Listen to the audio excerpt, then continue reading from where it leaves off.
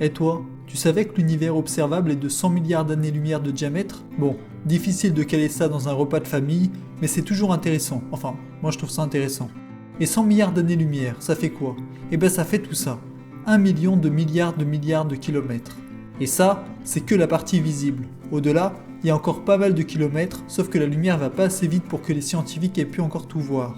Au-delà de ce que je vois.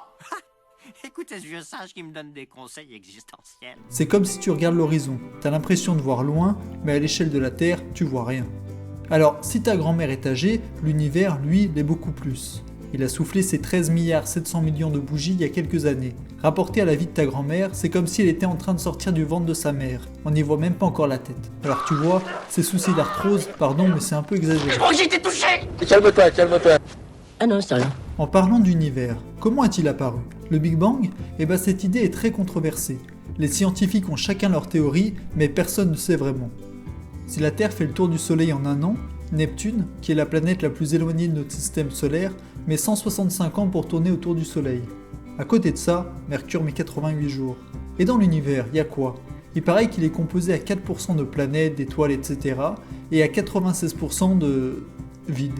Mélange de matière noire et d'énergie sombre. Maintenant, tu peux continuer à vanner les petits comme quoi t'es plus vieux qu'eux, en attendant, face à l'univers, t'es même pas né.